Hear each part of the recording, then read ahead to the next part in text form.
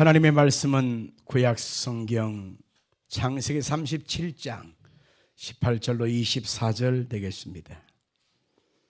창세기 37장 18절로 24절 우리 합독하겠습니다. 요셉이 그들에게 가까이 오기 전에 그들이 요셉을 멀리서 보고 죽이기를 꾀하여 서로 이르되 꿈꾸는 자가 오는도다. 자 그를 죽여 한 구덩이에 던지고 우리가 말하기를 악한 짐승이 그를 잡아먹었다 하자. 그의 꿈이 어떻게 되었는지를 우리가 볼 것이니라 하는지라. 루벤이 듣고 요셉을 그들의 손에서 구원하려 하여 이르되 우리가 그의 생명은 해치지 말자. 루벤이 또 그들에게 이르되 피를 흘리지 말라. 그를 광야 그 구덩이에 던지고 손을 그에게 대지 말라 하니 이는 그가 요셉을 그들의 손에서 구출하여 그의 아버지에게로 돌려보내려 함이었더라. 요셉의 형들에게 이르되 그의 형들의 요셉의 옷 곧 그가 입은 채색 옷을 벗기고 그를 잡아 구덩이에 던지니 그 구덩이는 빈 것이라. 그 속에 물이 없었더라. 아멘. 같이 한번 해보십시다. 고난의 대체함을 보면 미래가 보인다. 아멘. 고난의 대체함을 보면 미래가 보인다라고 하는 제목으로 말씀을 증거하겠습니다. 성경의 중심축을 형성하는 사람은 요셉과 다윗입니다. 그런데 요셉과 다윗을 보면 공통점이 참 많습니다. 첫째는 이 두 사람 다 말제에 해당했다는 것입니다. 요셉이라고 하는 사람은 12아들 중에 11번째였고 다윗은 8아들 중에 8번째였습니다. 우리가 알다시피 그들은 자기의 주권 속에 서열 속에 아무런 것도 할 수가 없었어요. 또 형들에게 찌질이 취급을 받았습니다. 알다시피 다윗이라고 하는 사람을 사무엘 선지자가 기름 부음을 통해서 이스라엘의 왕을 정하러 왔을 때에 너는 들어가서 양이나 쳐라. 너는 가서 양떼나 몰아라 하면서 형들이 다 몰아냈던 것을 알 수 있지 않습니까?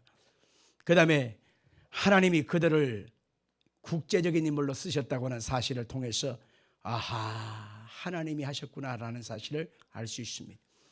그 다음에 하나님께서는 그들을 성경의 역사를 이끄는 중심축으로 그들을 세우셨다라고 하는 것입니다. 또 한 가지는 바로 형용할 수 없는 고난을 그들이 당했지만은 그들이 그 고난을 극복하고 일어섰다라고 하는 것입니다. 이들이 바로 요셉과 다윗의 공통점이 되고 마는 것이죠. 고난당할 때의 그 모습을 대처하는 모습을 보면 그 사람의 미래를 알 수 있습니다. 우리가 살아가는 시대가 각 계층, 나이, 성별, 고난 없는 사람이 어디 있겠습니까? 한결같이 무거운 짐을 지고 하루하루를 버티고 견디기가 참 힘든 그런 고난을 다 겪고 있다 그 얘기입니다. 이 시간에는 그 고난의 선배인 요셉을 보면서 어찌해야 고난을 딛고 일어설 수 있는가 함께 살펴보려고 합니다. 먼저 할 것은 하나님께 구원받은 그 백성들의 앞길을 하나님은 예정하시고 합력하여 선을 이룬다라고 하는 것입니다. 같이 합시다. 하나님은 구원받은 백성의 앞길을 예정하시고 합력하여 선을 이루신다. 아멘. 창세기 37장 5절로 11절에 보니까 요셉이 두 번째의 꿈을 꿉니다. 첫 번째의 꿈은 바로 11 볕단이 빙 둘러서더니만 가운데 서 있는 자기 볕단에게 절하는 꿈이었습니다.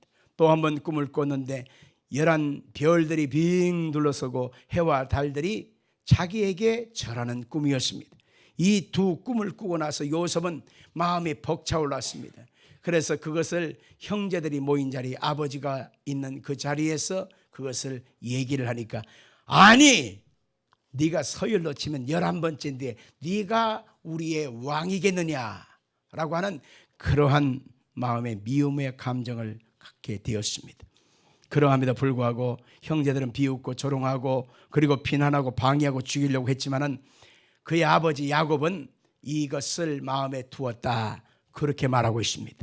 오늘 성경 37장 11절을 같이 보겠습니다. 그의 형들은 시기하되 그의 아버지는 그 말을 간직해 두었더라. 아멘. 사랑하는 부모님이 자식에 대한 기대와 소망을 가지고 격려하고 기다려주는 그러한 것은 얼마나 큰 행복이겠습니까? 그래서 요셉이 잘 자라게끔 채색 옷이라고 하는 아주 특별한 옷을 지어서 꿈을 키워주고 믿음을 키워주고 소망을 키워주면서 요셉을 그렇게 애지중지했던 것입니다. 고린도전서 13장을 보면 우리는 사랑장인 것을 알게 되지요. 성경에 보니까 사랑은 오래 참고 사랑은 온유하며 시기하지 않고 사랑은 자랑하지 않고 교만하지 않고 무례 행치 아니하고 자기 유익을 구하지 않으며 성내지 않고 악한 것을 생각지 않고 불의를 기뻐하지 않고 진리와 함께 기뻐하고 모든 것을 참으며 모든 것을 누비며 모든 것을 바라며 모든 것을 견디느니라. 그렇게 말하고 있습니다. 사랑이라고 하는 속성 그 자체는 바로 뭐냐면 그 사람을 참아주는 것, 그 사람을 믿어주는 것, 그 사람을 바라봐 주는 것, 그리고 그 사람이 아름답게 그것을 이룰 때까지 견뎌주고 함께 해주고 소망해 주는 것입니다. 사랑이라고 하는 것은 그 사람 그 자체를 사랑하는 것입니다. 그래서 그 사람이 약점 많음에도 불구하고 흠이 있음에도 불구하고 그 사람을 향하여 아름다운 뜻이 이루어지고 아름다운 날이 되어질 때까지 함께 해주고 기대해주고 소망해주고 믿어주는 것, 이게 바로 사랑인 것입니다. CCM 찬송 중에 이런 찬송이 있습니다. 아주 먼 옛날 하늘에서는 당신을 향한 계획이 있었죠. 하나님께서 바라보시고 좋았다라고 말씀하셨네 라고 하는 찬송이 있는데, 저는 이 찬송을 꼭 제가 인도하는 집회 끝부분에 꼭 부릅니다. 그러고서 옆에 사람은 손을 잡아주고 축복해주고 격려해주는 그러한 모습으로 하이라이트를 이루게 되지요. 우리 한번 같이 볼까요? 시작.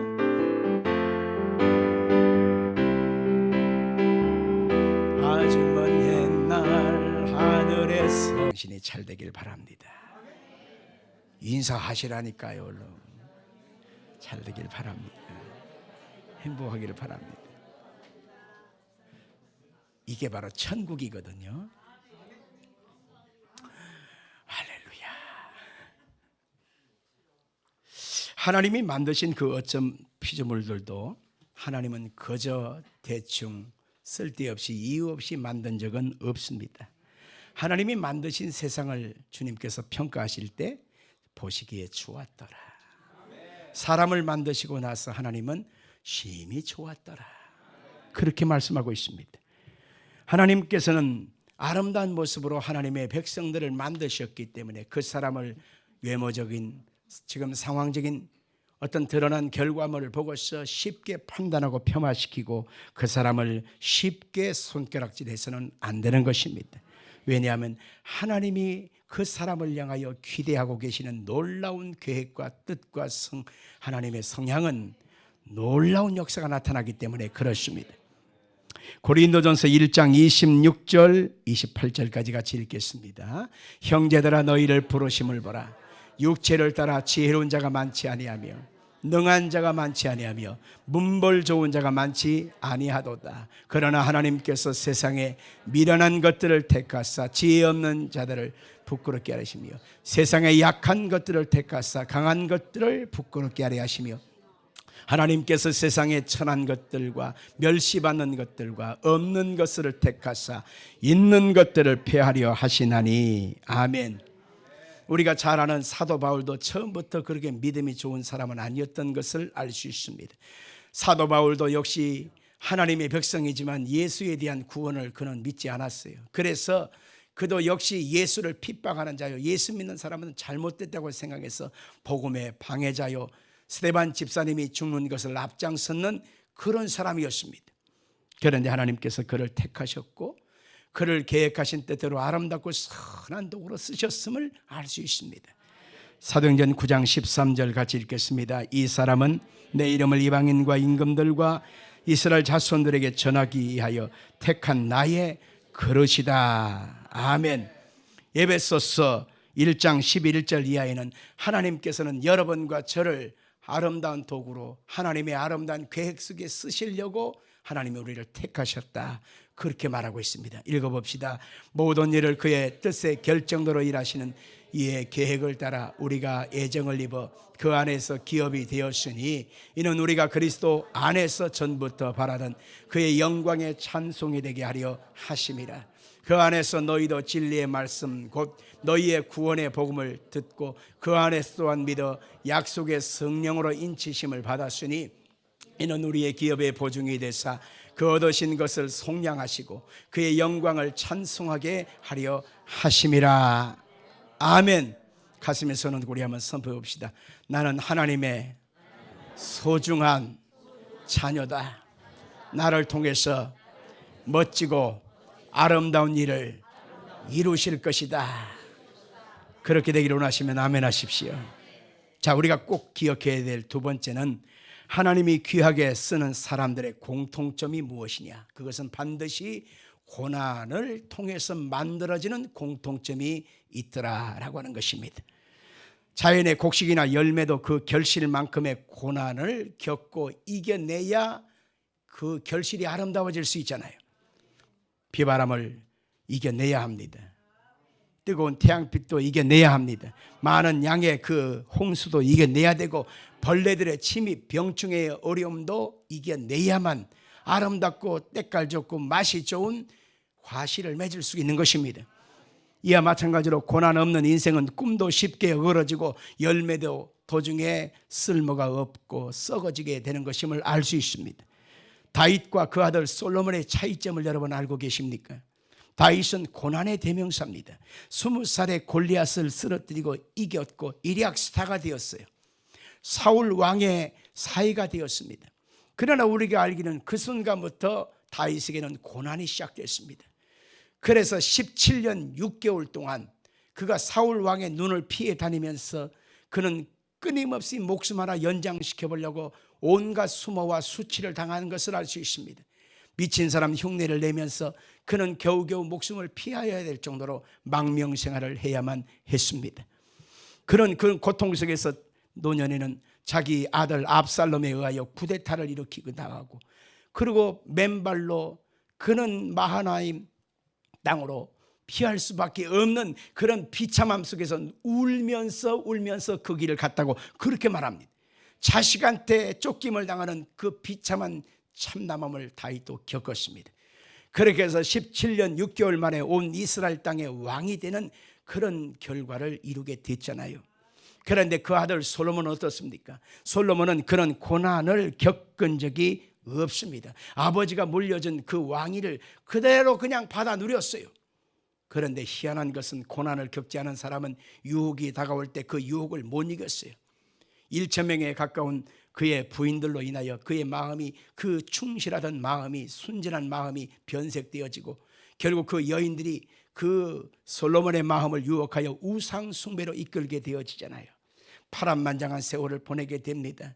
온 세월을 다 후계에 막급한 세월을 보내고 그가 죽기 전에 돌아와서 회개하면서 지은 성경이 전도서인데 그 전도서에는 이렇게 시작합니다.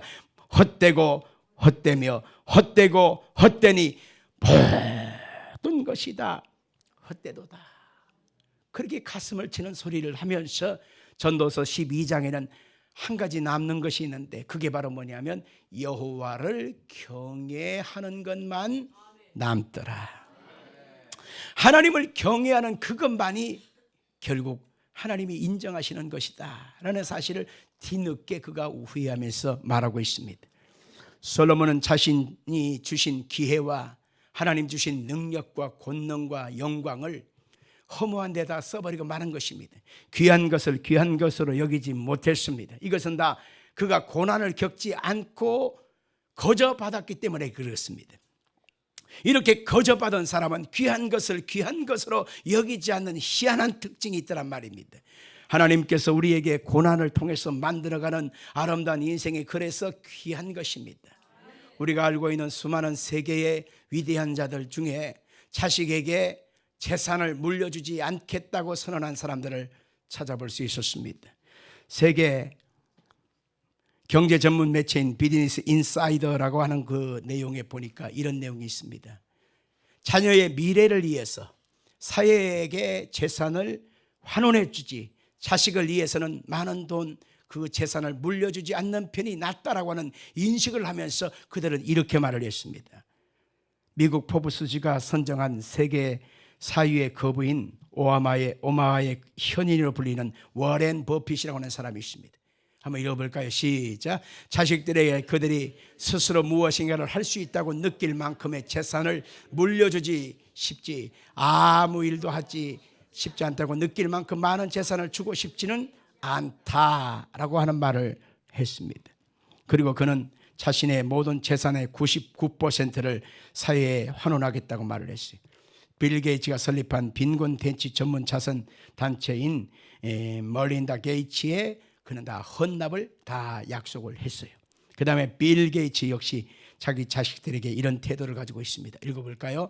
세 자녀에게 재산의 극히 일부만 물려줄 계획이다. 그들 스스로 자신의 길을 찾기를 원하기 때문이다 라고 말을 했어요. 기빙 플레이지 운동에 참여한 미국 석유업계 거물 티분 피커슨도 이렇게 말했습니다. 나는 물려받은 재산을 좋아하지 않는다. 득보다 실이 많기 때문이다.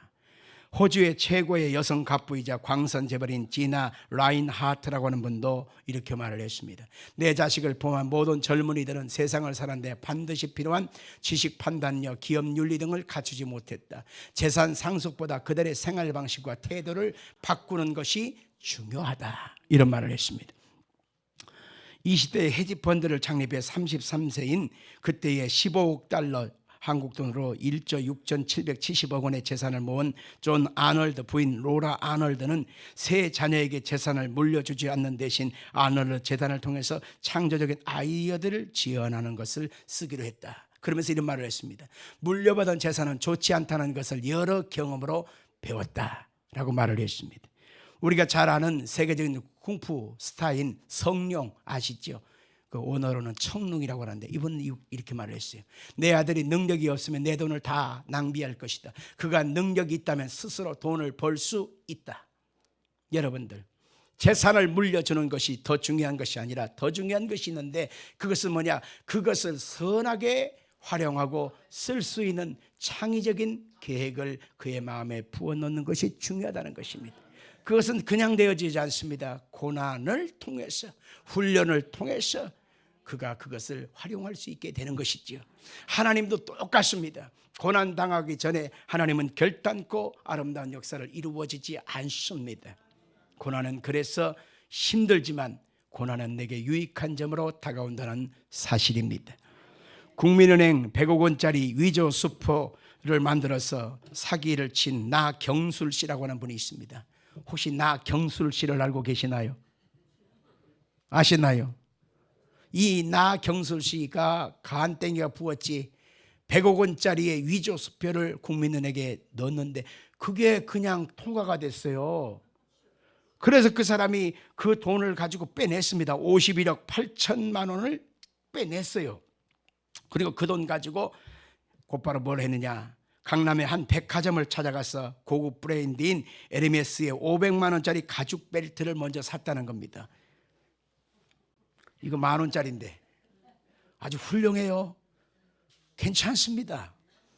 500만 원짜리를 샀대요 먼저. 그리고 그 사람은 양복, 구두, 넥타이, 지인들 선물 등 8천만 원짜리 옷을 그 자리에서 긁었대요. 나 씨는 또 애인처럼 지내온 유흥업소 여 종업원에게 5천만 원을 현찰로 주고 내연녀에게 1억 7천만 원을 주고 그 다음에 술집 유흥보로 1억 원을 쓰고 기존 외상 술값 변제 1억 원을 쓰고 빚 변제 3억 5천만 원을 쓰고 아들 부부에게 2억 원을 주고 거래해온 사람들에게 2억 5천만 원을 아낌없이 나눠주고 그가 검거 직전까지 15억 7,500만 원을 그냥 물 쓰듯 썼다. 그리고 나머지는 다 뺏어냈다라고 하는 뉴스 기사가 있었습니다. 사람이 거저받으면 귀한 줄을 모르더란 말이죠. 고생 끝에 낙이 오는 것처럼 고생해서 땀을 흘려서 그 속에서 얻어진 것은 귀하게 여기는 희한한 속성이 있지 않습니까? 하나님도 그래서 믿음의 사람을 세우고 하나님의 사람을 세울 때 반드시 고난이라고 하는 것을 통과하게 하신다라고 하는 것입니다. 자, 그러면 요셉은 고난에 대해서 어떻게 대처했는가를 한번 살펴볼 필요가 있습니다. 요셉은 17살에 그들 형들에게 그 다음에 고난을 당하잖아요. 가장 가까운 사람들의 몰 이해와 핍박 속에서 그는 어떻게 했나? 그는 묵묵히 견디며 그들을 원망하지 않았다라는 것입니다. 같이 합시다. 가장 가까운 사람들의 몰 이해와 핍박 속에서 묵묵히 견디며 그들을 원망하지 않았다. 요셉이 꿈을 꾼 다음에 그 형들과 아버지에게 그걸 얘기할 때 그 형들은 와, 우리 동생 축하해, 축하해. 하나님이 그렇게 쓰실 거야. 아이고야, 할렐루야, 우리 집안의 영광이로다. 가문의 영광이로다. 이랬죠? 아니었던 것입니다. 오히려 요셉을 향하여 네가 우리의 왕이 되느냐? 그러면 우리는 너의 신하가 될 것이네. 아이고, 웃긴다, 웃겨. 말도 안 돼. 그러면서 오히려 요셉에 대한 미움, 질투, 죽이려고 하는 태도로 달려들었습니다. 그리고 물 없는 구덩이에 던져넣어서 나중에는 20냥에 팔아버렸다. 이게 바로 요셉의 고난의 시작이었는데, 가장 가까이 있는 사람들의 몰이해와 상처를 위하여 끊임없이 요셉은 고통할 수밖에 없었습니다. 이것이 바로 고난의 첫 번째 과정입니다. 나를 알 것 같은 내 옆에 있는 사람, 내 주변에 있는 사람들이 끊임없이 나를 괴롭힐 때에 우리는 그 고통 속에서 어찌해야 될 것인가에 대한 분명한 태도를 알아야 합니다. 가까이 있는 사람들이 몰리해와 상처를 줄 때 우리는 가장 고통스럽습니다. 어떻게 해야 될까요? 우리는 우리의 믿음의 표본인 예수님을 통해서 해답을 찾아봐야 합니다. 예수님, 그분은 십자가의 고난 받기까지 3년 동안 제자들과 함께 동고동락하시면서 그들에게 하나님의 나라를 가르쳤는데, 가장 믿었던 12명의 제자가 예수님의 고난의 현장에서 어떻게 했나요? 비난하고 조롱하고 욕하고 저주하고 떠나갔습니다. 가장 아꼈던 제자 가룟유다는 은 30냥에 예수님을 팔아버립니다. 그리고 십자가의 고난받는 현장에 그 목전에서 예수님이 지금 쳐다보고 있는데도 바로 그 자리에서 뭘 합니까? 모른다! 맹세하고 저주하고, 그리고 예수님을 부인하고 떠나갔습니다. 바로 그 순간에 예수님은 가장 가까이 있는 사람들을 통하여 당하는 고통을 당하였지만은 그들을 향하여 예수님은 이렇게 말씀합니다. 하나님이여, 저들을 용서하옵소서. 저들이 하는 것을 알지 못하기 때문입니다 라고 말을 했습니다. 이게 바로 예수님의 방법인 것입니다. 우리 예수 믿는 사람이, 우리가 예수를 믿는 가운데서 가장 가까이 있는 사람들이 나의 마음을 고통하고 헤집고 아파하게 하고 힘들게 할 때에 베드로서는 우리 가운데 알려줍니다. 베드로서 4장 19절에 이렇게 말하고 있어요. 하나님의 뜻대로 고난을 받는 자들은 또한 선을 행하는 가운데서 그 영혼을 미쁘신 하나님께 부탁할지니라. 아멘. 하나님의 뜻대로 고난을 받고 있는 내 자신의 믿음이 분명히 하나님 앞에 의롭게 있다면 하나님이 이것을 합력하여 선을 이룰 것을 또한 믿어야 하는 것입니다. 두 번째, 요셉은 고난에 대처할 때 어떻게 했는가 보면 현실적으로 다가오는 그 고난을 자존심을 굽히고 묵묵히 현실에 적응해 나갔다라고 하는 것입니다. 같이 봅시다. 현실적으로 다가오는 고난을 자존심을 굽히고 묵묵히 현실에 적응해라. 아멘. 시편 105편 17절 이하에는 요셉이 종으로 팔려가게 되는 모습을 자세하게 묘사하고 있는데 읽어볼까요? 그가 한 사람을 앞서 보내셨으며 요셉이 종으로 팔렸도다. 그의 발은 착고에 차고 그의 몸은 쇠사슬에 매였으니 곧 여호와의 말씀이 응할 때까지라. 그의 말씀이 그를 단련하였도다. 아멘. 요셉이 종으로 끌려갈 때 발에 착고에 차였고 온몸에 쇠사슬에 묶였고, 그리고 맨발로 걸으며 얻어맞으면서 애굽으로 종으로 끌려가게 됐다. 그렇게 말합니다. 그의 아버지가 입혀줬던 채색 옷은 갈갈이 찢어지고 말았습니다. 그는 온 몸이 성한 곳이 없이 채찍에 맞아가면서 애굽으로 끌려갔습니다. 그 집이 바로 보디발 장군의 집이었습니다. 그는 거기서 인간 이하의 취급을 받으면서 하루하루 사는 것이 지옥 같은 삶을 살았을 것입니다. 그러면서 그런 공한 하늘을 보면서 끊임없이 탄식했을 것입니다. 이게 뭐야? 하나님이 주신 그 꿈은 뭐야? 이건 아니잖아. 이럴 수는 없어. 하필이면 왜 내가 이 꼴을 당해야 돼? 내가 믿는 하나님은 어디 계신 거야? 그는 한순간순간 탄식하지 않을 수가 없었습니다. 받아들일 수가 없었습니다. 내가 처한 현실을 인정할 수 없었습니다. 도대체 이게 뭐냐 이거지요. 답이 없는 공한 메아리 같은 그의 외침은 아무런 소용이 없었습니다. 그때 요셉은 결심을 합니다. 원망해도 소용없구나. 불평해도 소용없구나. 부질없는 짓이구나. 이제부터 앞만 쳐다보고 가리라. 같이 합시다. 이제부터 앞만 쳐다보고 가리라. 아멘.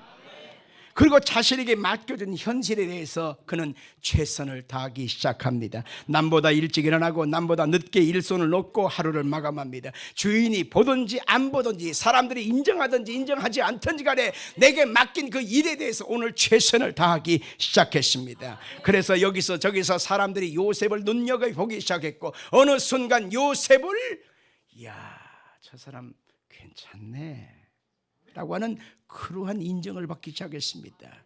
사람들의 소문이 삽시간에 주인된 보디발 장군의 귀에 들어갔습니다. 요셉 그 사람은 아주 충성스러워요. 그 사람은 일을 맡기면 끝마무리가 참 야무러 참 잘해요. 그래? 한번 유심히 쳐다보게 됐습니다. 보거나 안 보거나 의식하지 않고 끊임없이 자기 맡은 일에 최선을 다하는 요셉이 보디발 장군의 집에 마음에 쏙 들었습니다. 그래서 요셉을 충성되게 여겨서 자신의 모든 일들을 요셉에게 맡겼다라고 말하고 있습니다. 성경 창세기 39장 2절로 5절입니다. 여호와께서 요셉과 함께 하심으로 그가 형통한 자가 되어 그 주인 애굽 사람의 집에 있음이 그 주인이 여호와께서 그와 함께 하심을 보며 또 여호와께서 그의 범사에 형통하게 하심을 보았더라. 요셉이 그의 주인에게 은혜를 입어 섬김에 그가 요셉을 가정 총무로 삼고 자기의 소유를 다 그의 손에 의탁하니 그가 요셉에게 자기의 집과 그의 모든 소유를 주관하게 된 때부터 여호와께서 요셉을 위하여 그 애굽 사람의 집에 복을 내리심으로 여호와의 복이 그 집과 밭에 있는 모든 소유에 미치니라. 아멘.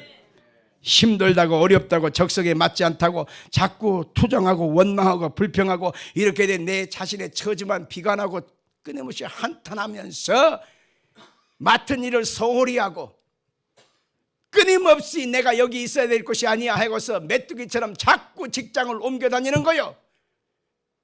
보수가 마음에 안 드네. 직장에 누가 마음에 안 드네. 매일같이 직장을 바꾸기를 수도 없이 하면 그 사람이 뿌리를 내릴 시간도 없고 인정받을 시간도 없잖아요. 그런 사람에게 미래가 있겠습니까? 고난을 당할 때 어떻게 하는 것을 보면 그 사람의 미래가 보이는 것입니다. 우리가 셋째로 요셉의 고난을 통해서 볼 수 있는 것은 보디발 장군의 집에서 주인 여자의 죄의 유혹을 뿌리쳤다라고 하는 것입니다. 같이 읽어볼까요? 보디발 장군의 집에서 주인 여자의 죄의 유혹을 뿌리쳤다. 아멘. 이때 나이가 몇 살이냐? 요셉의 나이가 28살이었습니다. 28살 된 총각, 그 나이는 멋진 나이였습니다. 얼굴도 잘생기고 몸도 건강하고 남성미가 넘칩니다. 그 주인 여자가 봤을 때 요셉을 보기에 참 멋져 보였겠죠. 그리고 침을 삼킨 거예요. 그러면서 끊임없이 요셉을 향하여 다가와서 같이 유혹하는데 환장할 일입니다. 눈을 찡긋찡긋 선물을 갖다 주면서 마음과 환심을 살라고 애를 씁니다. 도대체 그 이유가 뭔지 요셉이 몰랐을까요? 알았겠죠. 어느 날 요셉의 옷장갑을 들고 유혹을 하는데 뭐라고 그러냐? 같이 잠을 자자라고 하는 유혹이었습니다. 그때 상황을 가만히 묘사해 보니까 얼마든지 가능한 상황이었습니다. 첫째, 요셉은 종이었습니다. 종은 주인의 명령에 죽기까지 복종해야 합니다. 거절하면 죽는 거예요. 종이었기 때문에 가능했었어요. 두 번째는 요셉은 지금 혈기방장한 청년이었습니다. 요셉은 지금 애롭습니다. 그 여자는 지금 집요하게 유혹하고 있습니다. 더 중요한 사실 하나는 이 집에 아무도 없다는 것입니다. 얼마든지 가능한 사실입니다.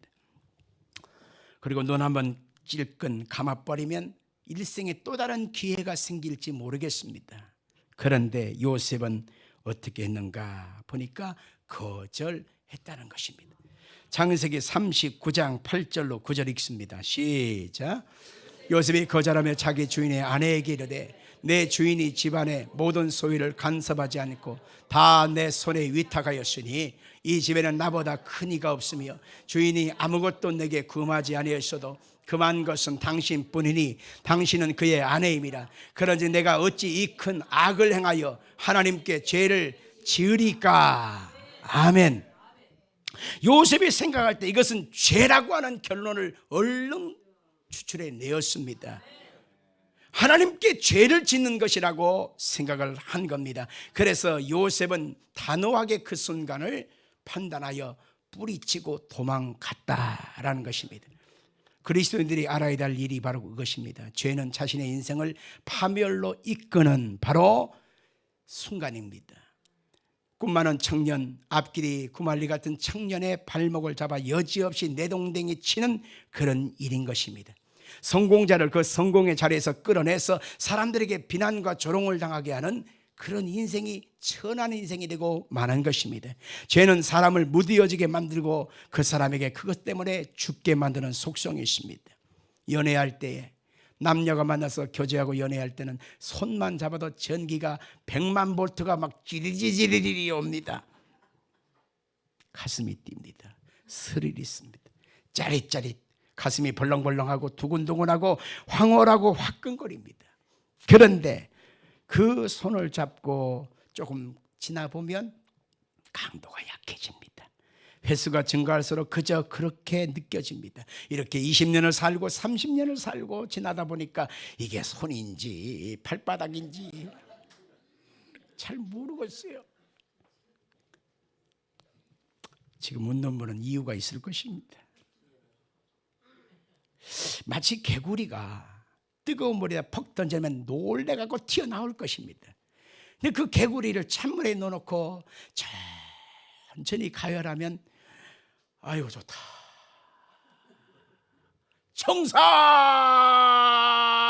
청산이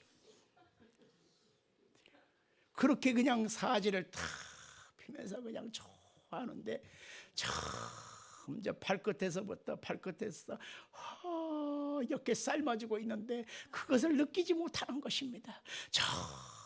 점점 배로 올라와 목으로 올라와 눈만 벌렁벌렁 하면서 눈만 뜨고서 깜빡깜빡깜빡깜빡깜빡 하면서 그렇게 푹 삶아져서 죽는 것이 개구리 삶는 법입니다.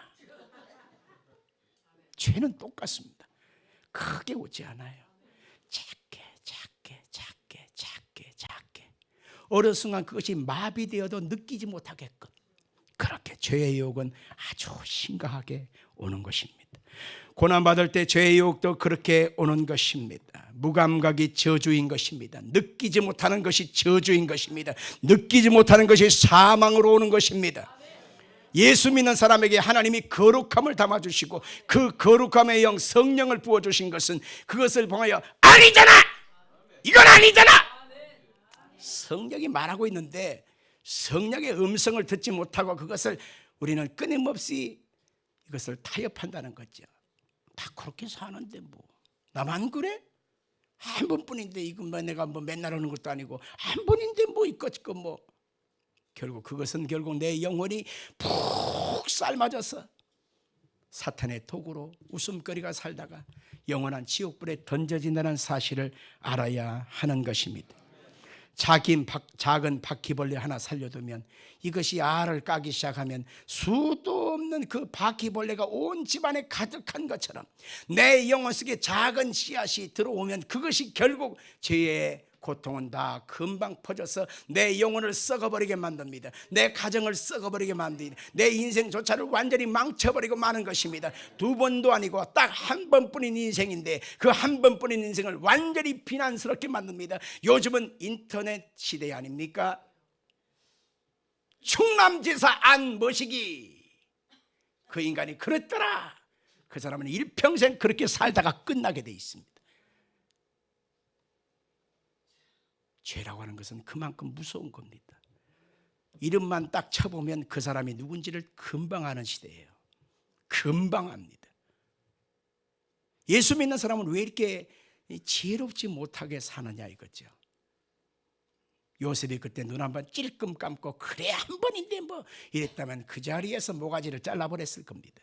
하나님의 나라는 그대로 끝나버리는 거예요. 요셉을 향한 하나님의 계획은 끝나버리는 거예요. 도망쳤기에, 요셉의 옷을 번져던지고 도망쳤기에 그것을 누명으로 인정하고 보디발 장군이 그를 특별 관리하는 곳 시대 뜰로 보낸 거예요. 죄가 유혹할 때 우리는 이렇게 선언해야 합니다. 이건 아니야. 가집시다. 이건 아니야. 아멘. 그리고 두 번째는 도망치는 거예요. 도망치는 거예요. 이게 예수 믿는 사람의 살 길이에요. 믿습니다. 거기서 해봐요. 믿습니다가 얼마나 센지. 그러나 그거 별거 없어요. 넘어지게 돼 있습니다. 넷째로 우리가 알 것은 요셉의 고난은 뭐냐? 감옥에서 믿었던 사람에게 배신을 당할 때 하나님께 더욱 집중하는 훈련을 했다는 것입니다. 같이 볼까요? 감옥에서 믿었던 사람에게 배신당할 때 하나님께 집중하는 훈련을 했다. 요셉이 술 관원장의 꿈을 해석해 줄 때 신신당부함에 부탁하는 내용을 봐야 합니다. 40장 41절 시작. 당신이 잘 되시거든 나를 생각하고 내게 은혜를 베풀어서 내 사정을 바로에게 아뢰어 이 집에서 나를 건져 주옵소서. 이 술 관원장에게 꿈을 해석해 주면서 당신이 잘 되시거든 나를 생각해 주세요. 은혜 베풀어서 내 사정을 바로 왕에게 알려서 내가 억울합니다. 나 죄짓지 않은 것입니다. 나를 건져 주세요. 이렇게 부탁을 했는데 그 인간이 싹 씻어버리고 잊어버렸다는 것입니다. 우리가 나중에 알고 보면 술 관원장이 2년 후에 바로 왕이 꿈을 꾸고 나서 많은 사람이 그 꿈을 해석하지 못할 때 2년 뒤에 요셉이라고 하는 사람을 기억하고 발탁하지 않습니까? 이것은 바로 뭐냐면 하나님이 술 간원장의 마음에서 잊어버리게 지우개로 싹 지워버렸다는 거예요. 다시 말하면 하나님께서 사람을 통해서 나에게 고통을 주거나 배신을 때리게 할 때도 때로는 하나님이 개입하실 때가 있다 그 얘기입니다. 그런데 믿었던 사람에게 고난을 당하고 믿었던 사람에게 배신을 당하고 믿었던 사람에게 아픔을 당할 때 우리는 참 마음에 슬퍼져요. 배신감은 얼마나 큰 고통인지 모릅니다. 은혜는 물에 새긴다고 하는 말 하잖아요. 잊어먹어요. 화장실 들어갈 때 마음과 나올 때 마음이 다르듯이 사람이 사람을 은혜 입을 때 그것을 배신할 때 오래 갑니다. 이게 참 오래 갑니다. 그런데 이 순간에 하나님이 우리를 향한 계획은 바로 뭐냐면 사람 의지하지 마라. 하나님께 이제 집중하라. 이렇게 해석해야 정답이 되는 거예요. 같이 합시다. 사람에게 배신당할 때 사람 의지하지 마라. 하나님께 소망을 두라. 아멘. 하나님께 집중하게 하기 위한 하나님의 뜻이 있는 것입니다. 사람은 그럴 수 있습니다. 사람은 그럴 수 있습니다. 사람은 그럴 수 있습니다. 그러나 하나님은 우리의 기도를 저버리거나 실망케 하지를 않습니다. 하나님은 우리에게 신실한 하나님, 약속을 지키시는 하나님, 거짓말하지 않는 하나님, 하나님은 우리를 배신하지 않는 하나님이기 때문에 하나님께 의지하라라고 하는 하나님의 은혜라고 하는 것으로 해석할 수가 있는 것입니다. 사람을 바라볼 때는 실망의 대상이지만 하나님을 바라보면 믿음의 대상이 되는 것입니다. 아브라함이 100세에 이삭을 낳았을 때 그때 아브라함의 심정 좀 한번 생각해 보십시오. 벌써 이스마엘은 집에서 쫓아내버렸습니다. 그래서 이제는 아들 이삭에게만 집중하고 있습니다. 이뻐요. 얼마나 이쁜지 하는 짓 말하는 것 하나하나 다 이뻐서 뭐 어떻게 견딜 수 없어요. 그 마음, 사랑하는 마음이 지나치다 보니까 아브라함이 마음속에서 희한한 생각이 들기 시작합니다. 이삭에게 집중하다 보니까 하나님께 향해야 될 그 마음이 어느 순간 단절되기 시작했습니다. 예배할 시간이 늦어집니다. 기도 시간도 귀찮아집니다. 하나님 말씀 듣기도 흥미롭지 않습니다. 점점점 아들의 그 자리가 하나님의 자리로 차지하기 시작했습니다. 그리고 아브라함은 모든 것에 핑계를 대기 시작합니다. 이삭 때문에 그랬어요. 이삭 때문에 그랬어요. 이삭 때문에 그랬어요. 이삭 때문에 그랬어요. 교인들이 가끔 그럴 때가 많습니다. 하나님께 집중해야 될 것은 때문에가 없어야 되거든요. 남편 때문에 못 가요. 아들 때문에 못 가요. 친구 때문에 못 가요. 부모 때문에 못 가요. 다시 말하면 부모의 자리, 친구의 자리, 핑계의 그 사람, 그 대상은 우상이 되어 간다는 것입니다. 그때 하나님이 아브라함에게 찾아오셔서 네가 누구를 사랑하는지 내가 한번 시험을 좀 해봐야 되겠다. 그리고 아브라함에게 그의 아들 이삭을, 사랑하는 아들 이삭을 번제물로 드려 여호와께 드리라. 하나님이 지금 무엇을 시험하느냐? 누구를 더 사랑하느냐를 시험한 거예요. 그때 아브라함이 가만히 생각해 봤습니다. 내가 지금 사랑하는 대상이 누구냐? 하나님이냐? 이삭이냐? 그것을 깨닫고 나서 그는 회개하기 시작합니다. 주신 분도 하나님이시요 원하시는 분도 하나님이시니 누가 그 뜻을 거역하랴. 내가 어리석었도다. 하나님께서 이삭을 바치라고 했으니 다시 주실 것이다. 그리하여 모리아 산에 올라가 그 아들의 가슴에 비수를 꽂기까지 그는 순종할 수 있었던 것입니다. 사람에게 배신당할 때 내 사랑 뺏어가고 내 소중한 거 뺏어가고 내 마음 뺏어간다고 우리는 탄식만 할 것이 아니라 바로 내 사랑의 대상은 하나님이어야 한다라고 하는 것, 타협하거나 바꿀 수 없는 그 마음의 중심을 우리는 굳혀야 하는 것입니다. 시편 146편 3절 5절 사이에 있겠습니다. 귀인들을 의지하지 말며 도홀림이 없는 인생도 의지하지 말지니 그 호흡이 끊어지면 흙으로 돌아가서 그날에 그의 생각이 소멸하리로다. 야곱의 하나님을 자기의 도움으로 삼으며 여호와 자기 하나님에게 소망을 두는 자는 복이 있도다. 아멘. 요셉은 술 관원장의 자신을 잊어버리고 배신할 때 그는 마음속에 하나님만 기대하고 하나님의 때를 기다리고 하나님께 맡기는 올곧은 마음으로 그는 정하게 되었습니다. 하나님 중심, 말씀 중심으로 고백되어지게 되지요. 그리고 하나님의 때가 되어지는 그 순간 하나님께서는 요셉을 국무총리로 세운 것을 보게 되어지고 그의 가문 70명을 고센 땅으로 애굽 땅으로 인도해 내었고 430년이 지난 다음에 200만의 큰 민족으로 하나님이 이루게 되어서 출애굽하는 그런 과정을 이룬 것을 볼 수 있습니다. 그래서 창세기 50장에 보니까 나를 형들이 팔았기 때문에 두려워하지 마소서. 나를 애굽 땅에 보낸 것은 형들이 아니라 하나님입니다. 이것을 합력하여 선을 이루기 위하여 하나님이 나를 먼저 보낸 것입니다 라고 요셉이 고백한 것을 볼 수 있습니다.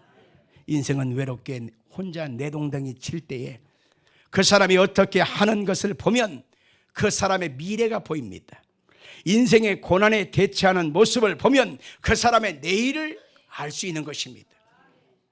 사람은 원치 않지만 수없는 고난과 난관에 둘러싸여서 오늘이라고 하는 시간을 보내게 됩니다.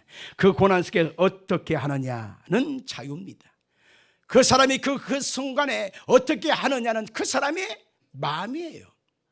그러나 그 고난 속에서 어떻게 하느냐를 보면 그 사람의 미래가 보이는 것입니다. 그래서 우리는 하나님께 집중하는 것입니다. 그래서 우리는 죄짓지 말아야 됩니다.